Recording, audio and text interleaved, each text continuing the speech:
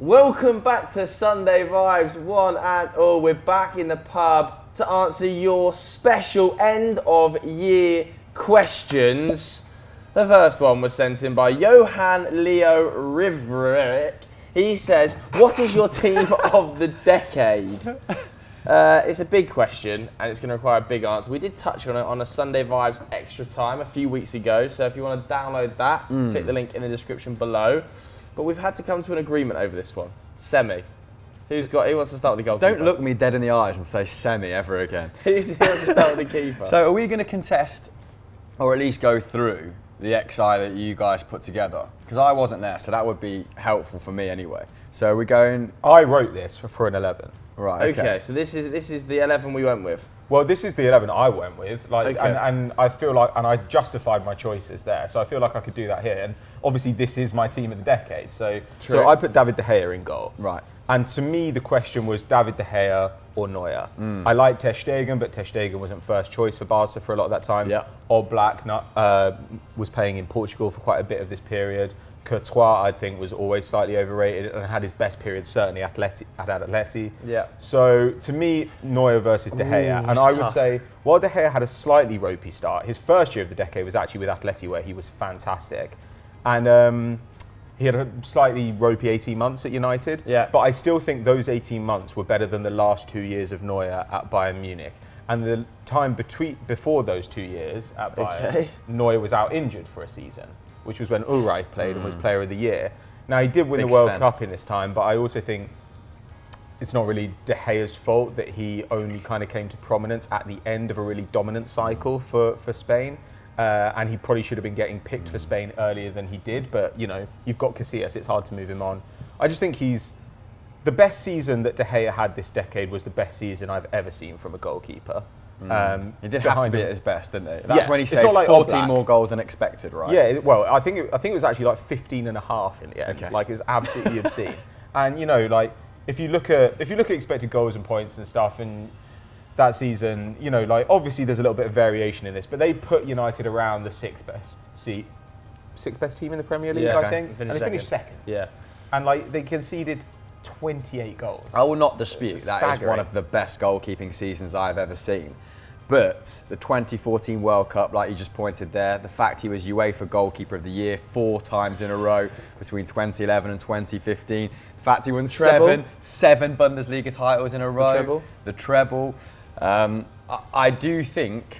He won a couple of those. He won one of those from the bench. Ulreich won it. And he won the other last season, despite being, as we said all the way through the season, very much the weak link in the side. But he's, okay, so his decline has been sharp. I won't dispute that. But I think, I don't want to get off to a sticky start, but I would put the case forward for Manny Neuer. I think David De Gea hasn't quite won enough to pip the big German. Okay, but not his fault again that he's been playing behind Phil Jones and Chris Smalling. And he still won a bit. He's still got a title. He won a Europa League at Atleti and then won another one at United. And also, I'd say that, to me, playing behind the best defence in Germany and them being the best defence in Germany is not necessarily a sign of a great goalkeeping season. Playing behind a genuinely pretty mediocre defence and making it look like the best defence in the league, like, to me, that is remarkable. But I really did and ah over this one. I don't think there's a wrong choice here. Because prior to this decade, I mean, Bayern have always had large patches of dominance, but they did go through some very mediocre periods, didn't they? From like the mid, 2005 maybe onwards, in and around that period. Until Van Gaal. Yeah, so I do think we maybe take their dominance in the Bundesliga for granted, our generation of football fans. And they did have to kind of fend off Jurgen Klopp's Dortmund side at the same time, so it wasn't necessarily a walk in the park at the start of the decade, as much as it was maybe halfway, 3/4 way through. And did he, we talk about Ederson, we talk about Alisson as kind of these progressive sweeper keepers, but it was Manny Neuer that really brought a different style of play to that position, to the modern goalkeeper, wasn't it? So I think for the effect he's had on the game, holistically speaking as well, that's why I'd put him in, but you're right, it's very, very tight. I think that De Gea had the best single season of any keeper of the decade, but I think Manny Neuer, on achievement takes it just because of the trophy. So for me, I would probably put Manny Neuer above Buffon. But by all agree on Buffon. But by the end of David De Gea's career, if he has another couple of seasons like that, I do think his ceiling is probably, because of the decline of Neuer, is probably now a little bit higher. When once upon a time you'd have said that Neuer would have aged out probably in a fine fashion, and we wouldn't be speaking about him like this, but he has been, last year in particular, pretty bad. I think if he has a better year this If we were having this conversation in like 2025, I'd expect that it would be De Gea, Oblak, Ter Stegen. Those are the guys that we'd be thinking about. Oblak's never going to get the plaudits I feel like he deserves, because Atletico Madrid are perennial underdogs, aren't they? But and also he faces about 4 shots. But he's also got the De Gea syndrome, isn't he? Like, because he's not winning trophies necessarily. He's unbelievably consistent though, isn't he? In terms of clean sheets to appearances, is almost like 1 for 1, isn't it? I think he'll need to go to a club with a worse defence. Like, genuinely, I think he might need to or go somewhere that he's going to win trebles or doubles like domestically every single year. Well, it's a little bit Atleti syndrome, where I know Oblak's a fantastic keeper, but I don't know quite how fantastic, because I don't see him. You don't see him tested as much as it's the Felipe Luis paradox. It's the Felipe Luis paradox. Honestly. You're obsessed with the word paradox recently. Because looks amazing as part of that backline, and then moves away and he's absolute rubbish. Was he rubbish? He just didn't play. Yeah, it was pretty cool. He couldn't get Aspi Felipe Luis paradox. Right, I did not expect us to be talking about That's that. a long time to spend on our keeper, but we're agreed on Neuer then, yeah? Okay, we're going to go for Neuer. Let's put it as a poll though as well. Would you prefer De Gea or Manny Neuer in the team of the decade? You can vote. You've only gone for Neuer here as well, now, so that you don't get called like a United fanboy. No, I do think that De Gea had 2 pretty poor seasons when he first arrived. I think he had a pretty poor season last year as well. Though he did win the league in the second one of those. And an atrocious World Cup as well. I just think that Neuer did it for a slightly more prolonged period of time, but De Gea had a single higher height. Let's go to right back then. Dani Alves, Philipp Lahm, probably the only 2 names here. Really hard to dispute Dani Alves, a guy that over his career, I mean, we know he's got the record amount of trophies, took that off Maxwell, didn't he? But to score or assist every 3 games is absolutely phenomenal as a right back. And we talk about changing the dynamic of your position. Did anyone just stop to consider like how much work this guy was doing down that right hand side in that Barcelona team?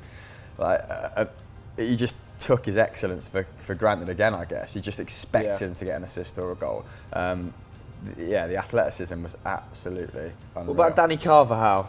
3 Champions Leagues in a row. He's had a weak couple of seasons. He's just getting back to form now, I think. I mean, if he'd stayed consistent, then I think we would be talking about this, because it was the 13-14 season where he came back from Leverkusen, and he was great. And I don't know, I'd actually probably make a stronger argument for Azpilicueta. Like, if I was looking for somebody after those guys. If I'm going on who I prefer, I do actually prefer Philipp Lahm. But I chose Dani Alves for the 11 because I think trophies, like what he did for that position was actually very similar to what Roberto Carlos did, where people would say, oh, he's not a good defender. And he was actually a very good defender, but his attacking threat made other teams play differently. And his combination with Messi, he's the top assister for Messi. Like in La Liga, above Iniesta, above Xavi. Which is crazy. Staggering. And I think if Philipp Lahm hadn't had the work in midfield, if he'd have been exclusively a right back, obviously like Pep using him in different positions, then I think he would also, like 2 seasons out of that role, I think he's a lot. That's a 5th of a decade. Yeah, that sounds him out as like one of the most intelligent footballers going, Philipp Lahm, but it is to his detriment when you're picking someone that's, or you pitch him against someone that's a pure right back. What was the story? We did a podcast with Ted Newton all about Barcelona, pretty much in the Pep Guardiola era, didn't we? And Messi at the height of his powers. They bought Dani Alves, right, because he was the guy that stopped Messi the most? Between, I think, the start of Messi's career and when they signed Dani Alves, which I think was 2009, the only defender, or the defender with the highest tackle success rate against Messi in La Liga was Dani Alves. I think he was the only guy who got over a 60% success rate. And so they were like, buy that guy. Let's buy him. Yeah. And I think they obviously knew he was a great player, but I don't know if they knew that he would be quite this. Yeah. Like the creative range of his passing. Like he's actually, I mean, we talk about Trent Alexander-Arnold like revolutionising the position, but actually at his best, Trent is playing somewhat similarly to Dani Alves. Yeah. I'd say. But and we talk about Philip remarkable. Lahm as someone that can step into central midfield and kind of dictate a game. Dani Alves did that enough times while at Barcelona as well. Obviously, he loved to hog the touchline, loved to whip a ball in, but how many times did he kind of step inside, cover for one of his more attack-minded guys? Well, on occasion, I mean, he was very attack-minded, wasn't it? And just sort of demonstrate what a brilliant footballer he was. There was also a stretch in this decade where Alves won 5 titles in a row across 3 countries. He won at Barca, then he won 2 at Juve, and then he won 2 at PSG. And also this summer, like when I think he's 36 now, he won the Copa America for the second time.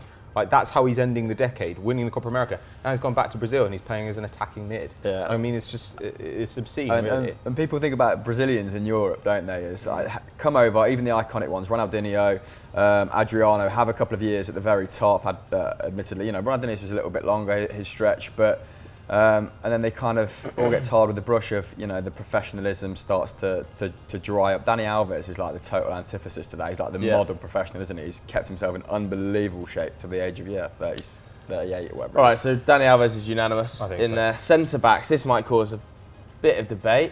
Is Gerard Piqué going to be in there? Sergio Ramos. We've got the Juve boys. Maybe something like Mats Hummels. I think Chiellini has to be in here. I think Chiellini is the. I chose Chiellini and Ramos, and while Ramos is not like my favourite defender, if I was going into a game and it was just like the outcome of our season is riding on this game, everything like comes down to this, and you needed like somebody who would just do everything that needed to be done to get you the win. Yeah. I don't know if there's a better man in the world for that than Ramos. Ramos is such a player for the big occasion, like he really is, and I mean. 4 Champions Leagues this decade. Like he started the decade playing as a right back, and where Ricardo Carvalho was preferred in Mourinho's first season at centre back, and he's ended up being. He was incredibly fast. His goal threat was absolutely ridiculous. So I think he has to go in there, and then I think Chiellini, to my mind, as a pure defender, is probably the best pure defender of the last 10 years. Chiellini's been the bedrock of the best defence in the world for 10 years. And what is it, 6, 7 domestic doubles in a row? The Juventus one? Well, and Allegri as well? And, like, he started the first season under Conte, unbeaten season. The second season, 100 points. I mean, that's what he's done. He's gone to 2 Champions League finals, and it's not his fault they haven't won. And during that time, you've had, like, Barzagli, age out as well. Bonucci's come and gone. I mean, they are a better side with Bonucci in, but to very little effect when Chiellini was still there.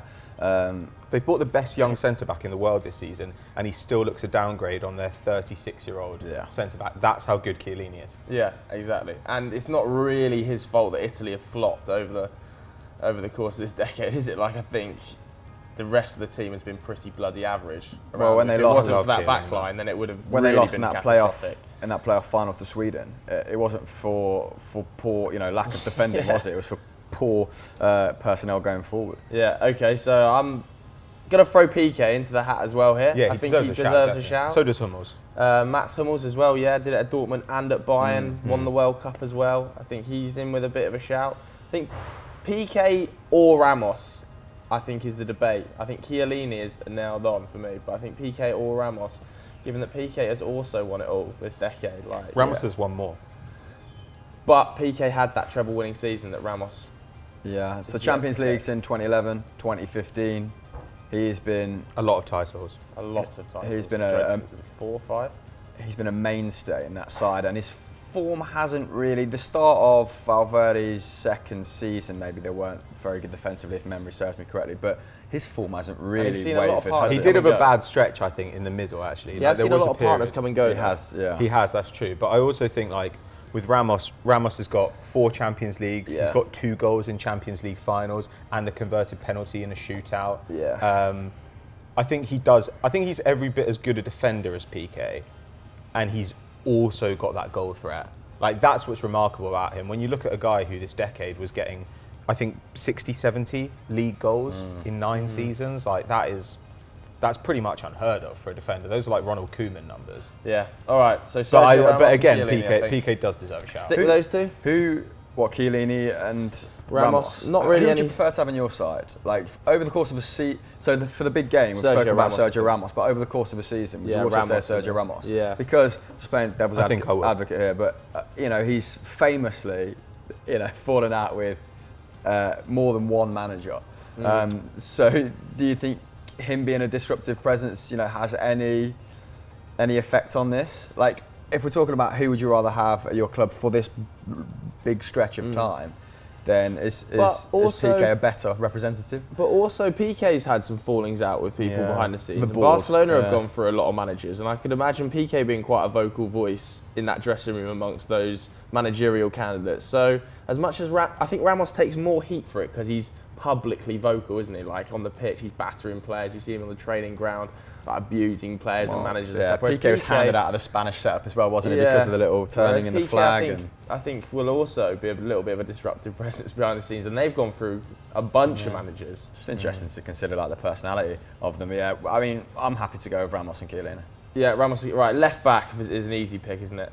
There's nobody comes close to Marcelo. Yeah, agreed.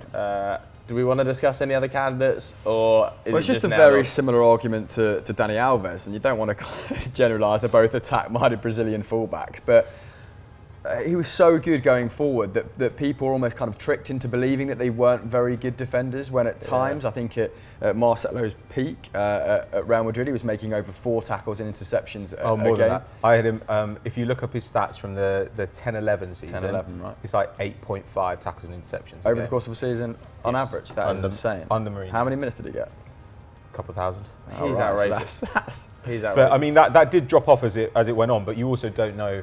He was still physically good then, so it might have been a tactical thing because he was such a good attacker. But again, I think he changed really significant games. Like the 2013-14 Champions League final, scored, was absolutely vital. I also think, do you remember when Real Madrid beat Bayern 4-2 in the semi-final? There were a couple of offside goals from Ronaldo. But Marcelo was the guy who... Was this when Pep was at Bayern?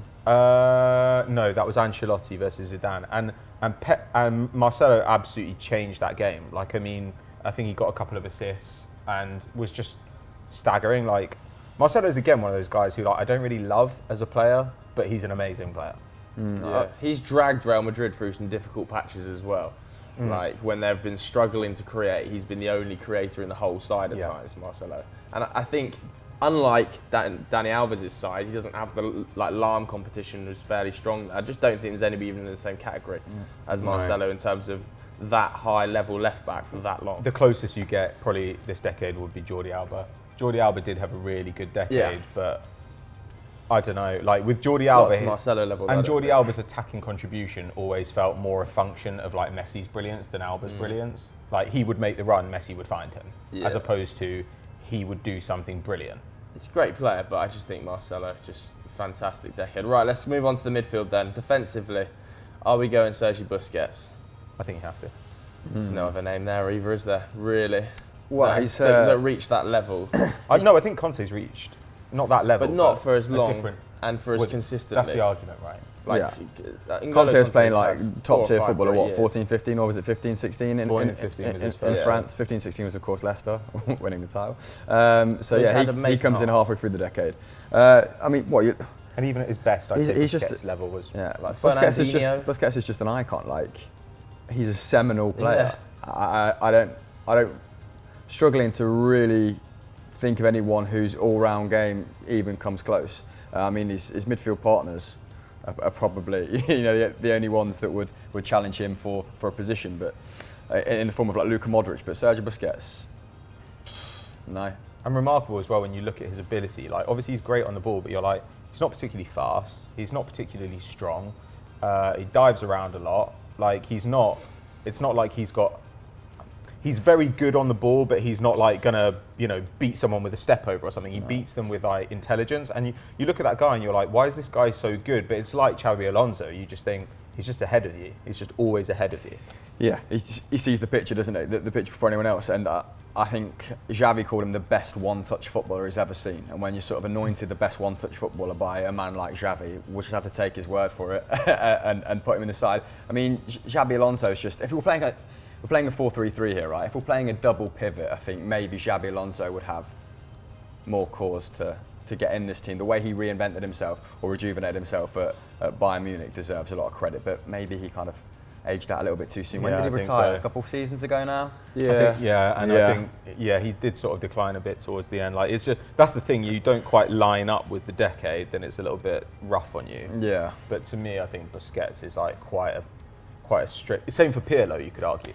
Like it's quite a straightforward pick for me. When you look at Busquets' numbers adjusted for possession as well, which is what you don't see if you're just kind of perusing who scored. When you see articles that are just for possession, his defensive numbers are just frightening, aren't they? Yeah, and it, like you say, if Pirlo is like the victim of like falling between half decades, isn't it? Yeah. A lot of players are that sort of victim that have tailed off. But then Yeah. if you just shifted it back 5 years, then they would have been right in the chat.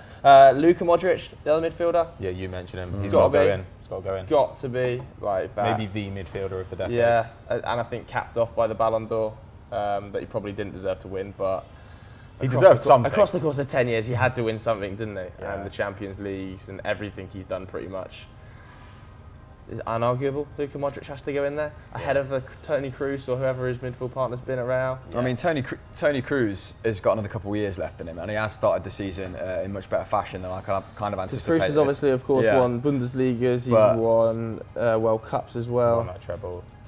But the thing about Toni Kroos, like he needs someone like Luka Modric next to him so he can be Toni Kroos. And a Casemiro.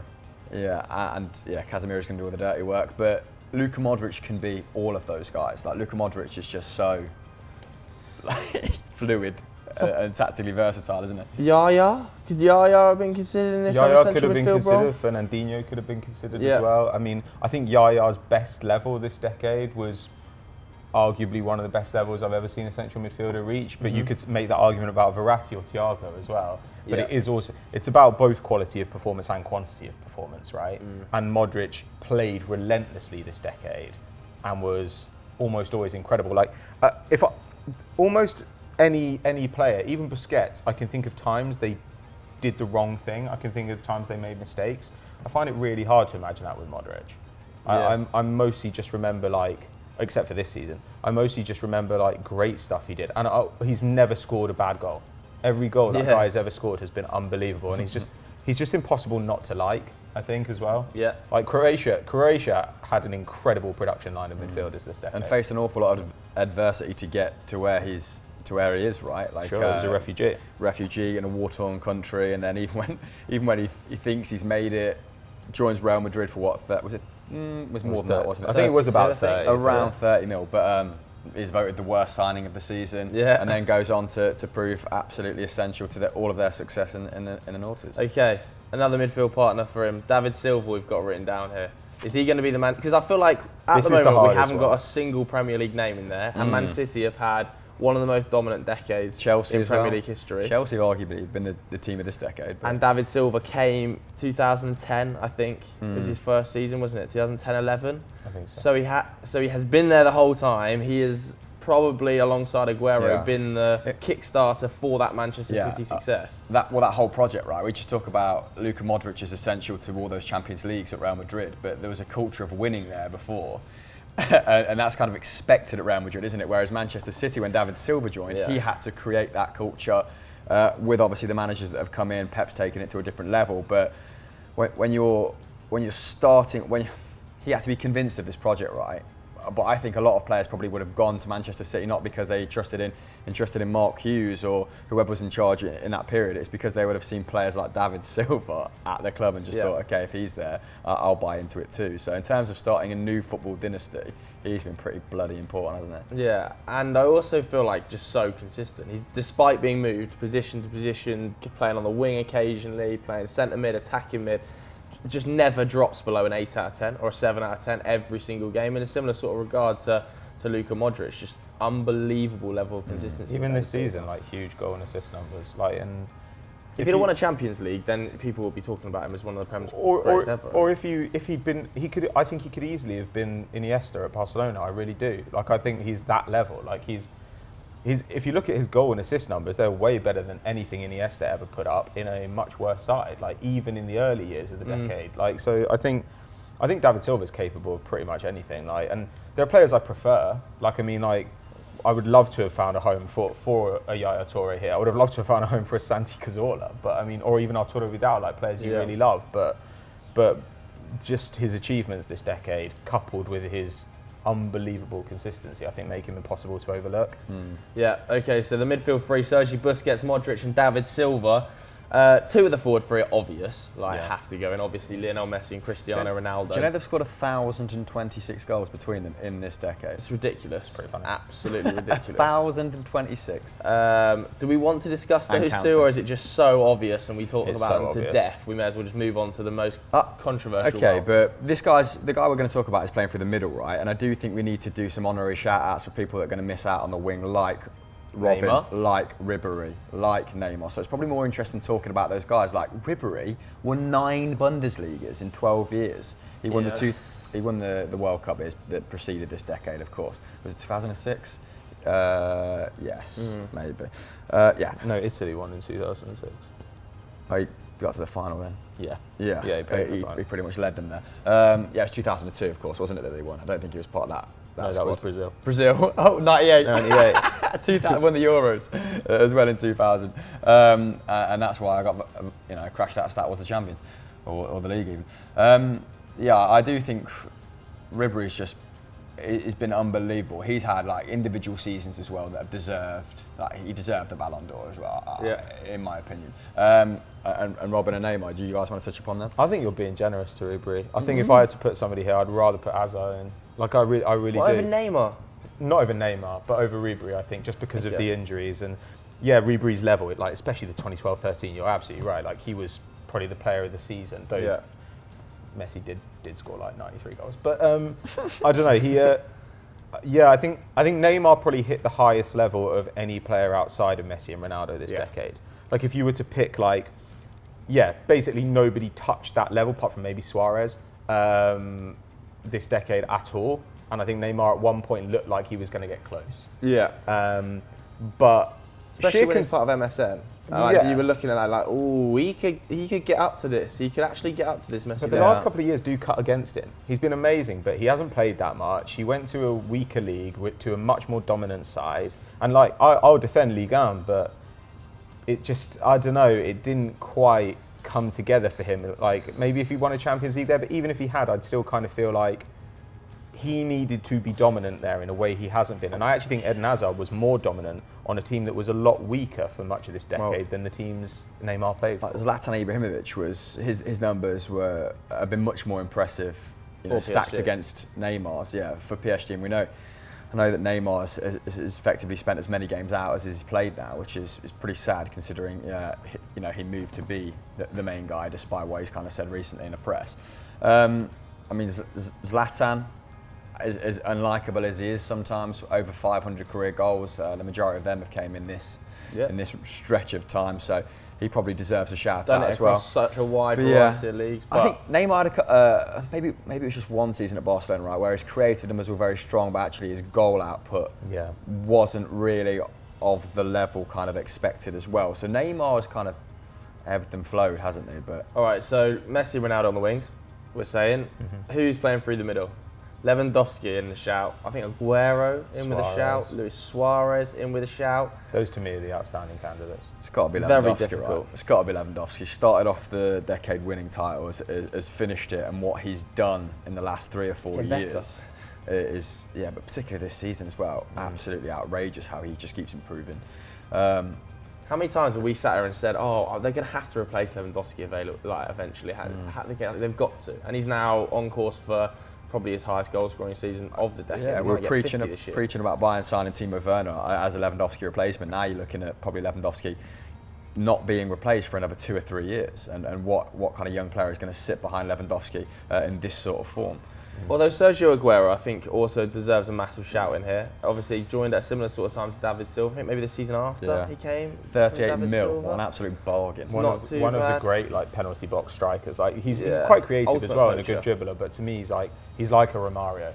His strength in the box is just unbelievable. And he's the guy who you think, okay, you'll find the half yard of space, 0 backlift, and you'll score. But to me, I go for Lewandowski as well, just because. More titles this decade with 2 different clubs. I think he's won 7 of 9 or something. He's got over 20 goals all seasons bar 2. He's actually made more appearances and scored more goals.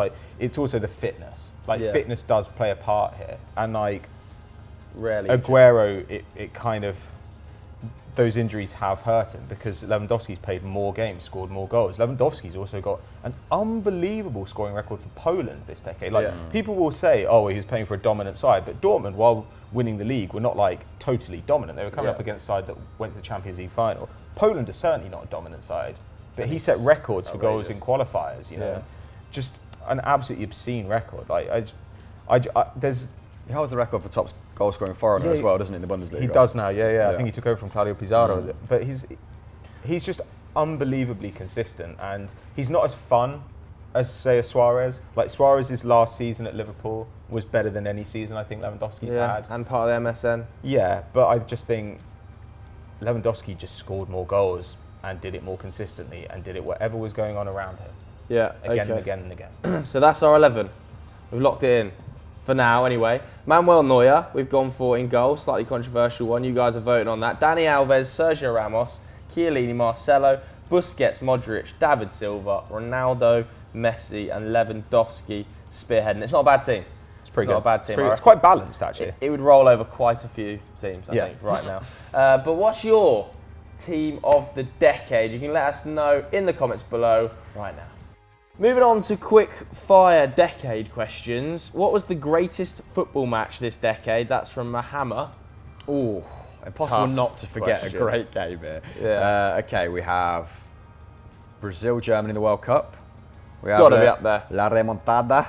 Oh. Neymar chipping that ball into Sergio Roberto. What a moment that was in footballing folklore. Yeah. We have, I mean, recently the Champions League has been unbelievable, hasn't it? Ajax, Real Madrid at the Bernabeu, 4-1. Dusan Tadic just rouletting people for fun. Yeah. I think they were like the third or fourth side to win by that margin at the Bernabeu in their history.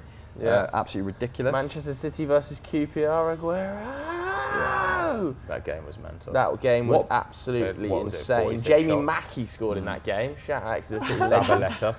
What bit of a commentary do you prefer, that or the Roma, the Colosseum? I You think know, when he scored that header. Oh. Manolas! Yeah. The god! The Greek god! Come Aguero, back to it. That was class. I can't remember it word for What word. about the Gary Neville commentary when Torres rounds the keeper? Oh, goal! Torres! Carragher did one of those when Arsenal lost to City at the weekend. He went, yeah, I think probably the PSG-Barcelona game, that Barcelona comeback for me. It was slightly dodgy, like a few little dives. It was a classic UEFA Lona game. Yeah, right? but it made it more dramatic. That's why we love the game. Cavani should have wrapped that up about 3 times, shouldn't they? But It's got to be I up don't there, know, I man. think. He was the only player who did his job that evening, I think. Yeah, PSG utter collapse. Brazil, though. Brazil will go down as one of the most iconic games in football history. I think that's 7-1. that poor old bloke hugging the World Cup. Yeah. He's passed away since, but that really cute old man just absolutely mortified at It what was he such a was funny watching. result as well, man. Because everyone was so amped before the game, and it was pretty funny. But then the second half, I was just like, I don't really want to watch this anymore. It's just a bit sad. No. But I don't know. In a way, I think those are like iconic games. But I feel like an actual good game to watch is always a bit closer. So I think when Man City beat Monaco 5-3 at the Etihad, like that was like a real coming out party from Mbappe. It had that incredible Falcao chip. Yeah. Like that was a great game. There was also a Clásico that I think finished 4-3 to Barca that had some great goals in it. You know, I think those sorts of games where they feel like on a knife edge. I even really enjoyed the Battle of Stamford Bridge. Like Chelsea the Battle of Stamford Bridge. just absolute Great shout. reducers going in. Eric left and right. Dyer just flying in scything full-footed. people. And then there was a fight after the whistle, and I was just like, this is what football should be. What about It's tremendous. This Gareth Bale has had some individually. We didn't even mention him in the XI. Individually, has had some outstanding moments, hasn't he? So the overhead kick. Sure, but what about was it the Copa del Rey? They ran off. Del Rey, Jesus, Chris, get your words out. Del Rey game, yeah, we ran into the fucking subs bench. Yeah, Montoya tried to like bounce him off, and Yeah. Bale just ran an extra kilometre around him. We're definitely missing an absolutely outrageous game though. So if we have missed one, let us know in the comments. Best player of 2010s outside of Messi and Ronaldo. So we picked the 11. I love this question. Who do you think's been the best player though? I think in individual moments, in terms of pure talent level, I actually think it's Neymar. It is Neymar if you're judging on that. If you're judging it on actual like in like a single moment of talent, I think Neymar is the best. He hasn't been the most consistent, and he's had the most problems with injuries, and in a similar way to Bale, has hit ridiculous heights and ridiculous lows. But I think in terms of talent, it's Neymar. But I feel like this question is alluding to longevity, right, as well. So yeah. Would it be someone from our XI? Like, would it, someone already mentioned, I agree in terms of, like, he has been, who else has knocked on the door of that kind Suarez. Suarez. And even I'd say, like, yeah, Bale and Van Persie, like, had seasons like that where you were like, or Salah even, where you thought, like, wow, this is like a level we haven't really seen before. Though I'd be anti-Salah putting him in. Yeah. In terms of this? But as in, you know, like, there were games where you were like, oh wow, I haven't really seen something like this before. Same goes for Pogba, actually. Pogba has had games this decade where I was just like he's going to be the best midfielder of all time. Yeah, particularly in the World Cup, right? Yaya Toure too. Yeah. But they didn't make our 11. I don't think you could put them in. Like, for me, it's difficult because you've got to judge people based on their position. But for me, I'd probably say Chiellini. Okay. Like, if there's one guy who's just done, I agree with you about Neymar, but the consistency is an issue. When he was at Barca, I don't think it's difficult because there were times where he was kind of taking a backseat, not just to Messi, but also to Suarez. And I think, to me, Chiellini just did his job this decade, like, perfectly. He was just always great. Yeah. Like, Chiellini, Chiellini started the decade as a world-class centre-back, and he's ended the decade as a world-class centre-back, and in between, he was a world-class centre-back. Do you think the lack of Champions League would cost him in a question like this? Because I do feel like normally a level of ability corresponds or correlates with your influence on the pitch, right? But Sergio Ramos, like, his level of ability, like, a very, very good player, but his actual effect on the game was so disproportionate to his ability. In a way that you only saw kind of Messi, Ronaldo, Neymar impact games like he did. If he was like, we need a goal, Milner, he was like, we need a goal, he would go and get you a goal in that moment, wouldn't he? Those defining moments. So, I mean, he should be in that conversation. I guess I just remember with Ramos, though, like, times where he did, like, rashly get sent off or do something stupid. I agree, like, when you have a guy who's, like, playing right on the edge, which Ramos has always done, like, that does happen a bit. But it's so hard to compare, like, a keeper to a centre-back to a midfielder. And I think Busquets deserves a shout here too. But to me, Busquets and Chiellini of our 11 would be the closest. But Lewandowski's been incredibly consistent. Yeah, but I just find him more boring. And also, I think slightly dull because he's so efficient. And also, if somebody said to you, who's the best striker of all time, I don't think you put Lewandowski in with a shout. If somebody said to you, who's the best defensive midfielder of all time, I think the Busquets would be at the very least a leading contender.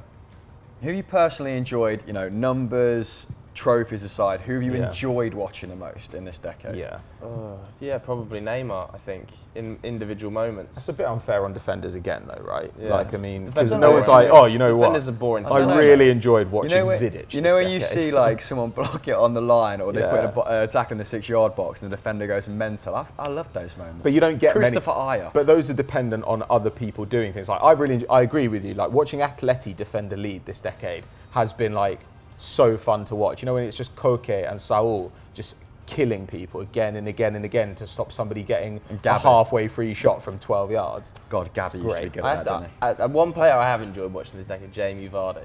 Just because he's a house, he kicks you all up and down the pitch. He puts his hand to his ear next to their opposition fans. He's managed to transport like Sunday League, like he's to the Premier League. into the Premier League.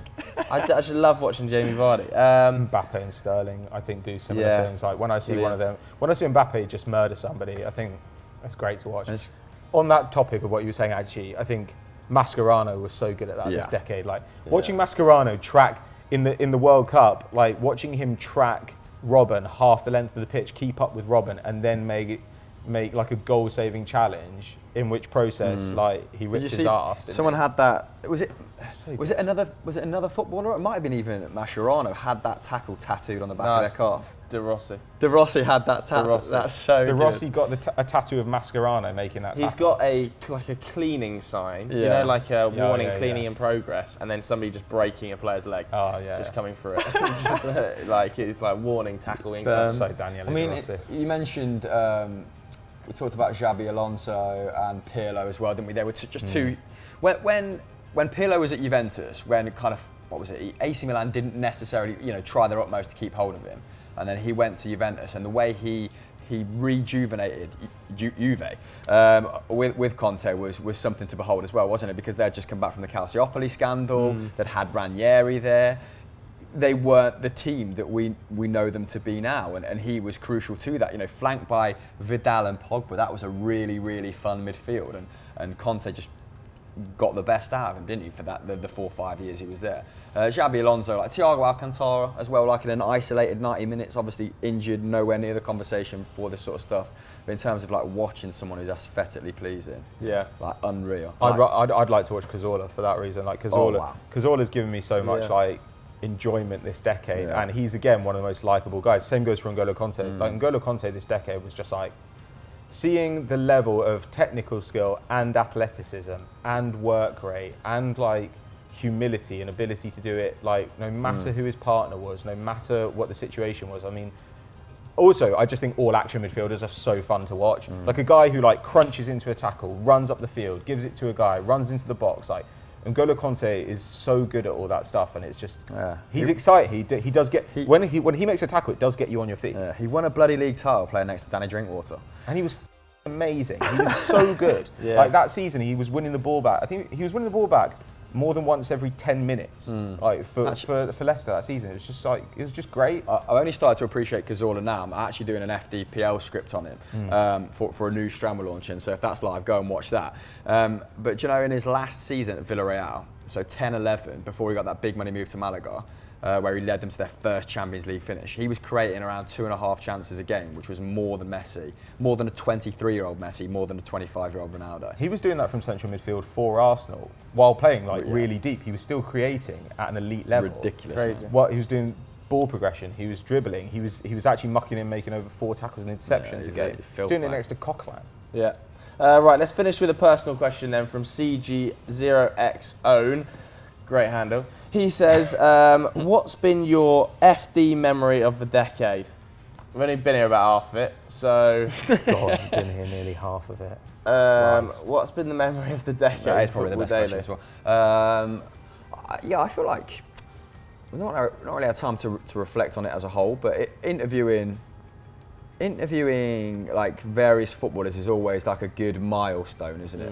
Like when I think back at like pivotal moments, like getting that time with Thomas Muller unlocked a lot of doors for us. Iron Robin that day. Yeah, Iron Robin that day. Danny Alves. Who was the other lad we interviewed that day? Julian Green. Julian Green. Shout out Julian Green. Don't know what you're doing nowadays. I think we still got 100,000 views out of that, didn't we, on Eurofootball Daily? Julian Green. What a name. I mean, when Sky came in, obviously a big moment for us. That allowed us to professionalise. We were filming, this is well documented, isn't it? But filming with just awful equipment in relatively awful conditions. Yeah. Memory. What about the introduction of Sunday Vibes? The first ever Sunday Vibes must be a seminal moment for this channel now. You look back on it. Sure. Been in like Football Daily Weekly off. What a name. Another seminal moment. And shooting it against the window in the old pub. Oh, I mean, moving to the new pub, the fans, I think they'll definitely, in the comments, they'll be saying, retiring the old pub will be a big moment for them, but probably a welcome change because that place was full of flies. So, I mean, there's no one going to say when we went to the Camp Nou and saw Messi score. Oh yeah, obviously. That was pretty good. Yeah. Also trained at La Masia. That in was Doc Martens. pretty decent. Had better seats than Eric Abidal What a at the Camp stupid Nou. thing. Yeah, obviously seeing Messi score a hat-trick against Pep Guardiola's Man City at the Camp Nou. Yeah, that's class. Yeah, I mean, that was pretty Probably good. the moment, anyway, so that's the end of our end of year Sunday Vibe special. Let us know your team of the decade in the comments below. Make sure you voted in the poll. And if you want to hear us discuss our Premier League team of the decade, you can download it from all good podcast places by clicking the link in the description below. We're going to plug anything at the end of year podcast? No, just keep watching the content over Christmas because it's still going to remain daily, baby. We'll still be here. Mean Tweets is coming, the quiz is coming, touch wood. And there's loads of great stuff over on Eurofootball Daily, so just keep tuning in. All right, have a good year. Bye. All right. Have a good year.